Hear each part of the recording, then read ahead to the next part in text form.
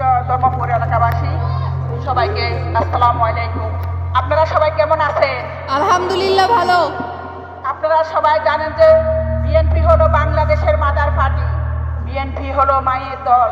BNP মানে Ziaur Rahman, BNP মানে Khaleda Zia, BNP মানে তারেক রহমান। তারেক জিয়ার অঙ্গীকার 2 কোটি বেকার মানুষের চাকরি দিবে, 2 কোটি পরিবারকে ফ্যামিলি কার্ড দিবে, প্রতিটি ফ্যামিলি কার্ডে 2,500 করে থাকবে বা 2,500 টাকার সমপরিমাণ খাদ্য থাকবে। মাঠ হইতে আমাদেরকে আরো সতর্ক থাকতে হবে, কারণ কানাই চাই চোর আমরা চাইব বিজয়। 12 তারিখে সকালে সবাই ধানের শীষ প্রতীকে চিল মারবেন এবং আমাদের শাহজাহান ভাইকে জয়যুক্ত করবেন ইনশাআল্লাহ। ভবিষ্যৎ বাংলাদেশ হবে নারীদের অর্থনৈতিক স্বাবলম্বী বাংলাদেশ। ভবিষ্যৎ বাংলাদেশ হবে তারুণ্যের প্রজন্মের বাংলাদেশ। ভবিষ্যৎ বাংলাদেশ হবে তারেক রহমানের মানবিক বাংলাদেশ। ভবিষ্যৎ বাংলাদেশ হবে আমাদের সকলের জন্য একটি গণতান্ত্রিক বাংলাদেশ। এটা সবাই মনে রাখবেন।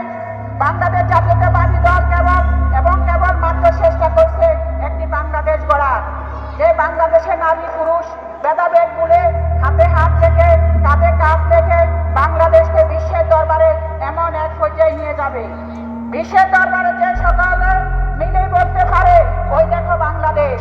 সেরকম একটি দেশ আমাদেরকে গড়তে হবে 12 তারিখে ধানের শীষ প্রতীকে ভোট প্রদান এর মাধ্যমে।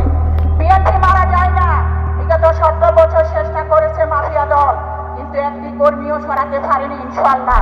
ওই যে আমাদের সামনে একজন বয়স্ক লোক, ওনার গায়েও আমাদের জিয়াউর রহমানের সেই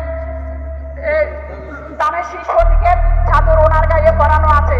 যারা বিএনপি মানা মানুষ, যাদের হৃদয়ে ধানের শীষ, প্রত্যেক আমাদের বাবা মা ভাই বোন চাচা চাচি ও ছোট ভাই বোন।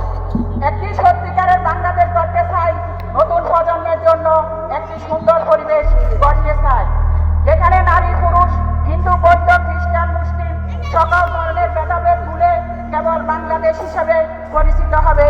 প্রিয় ধর্মপুর এলাকাবাসী ও নোয়াখালীবাসী সবাই ধানের শীষ প্রতীকে ভোট দিয়ে জনাব শাহজাহান ভাইয়ের উদ্যুত আহ্বানে সাড়া দিয়ে 12 তারিখ ধানের শীষ প্রতীকে ভোট দিবেন ইনশাআল্লাহ এবং জয়যুক্ত করবেন, এই প্রত্যাশা রেখে আমি আমার সংক্ষিপ্ত বক্তব্য শেষ করলাম। ভোট দিবেন কিসে? ধানের শীষে। ভোট দিবেন কিসে? ধানের শীষে। আসসালামু আলাইকুম।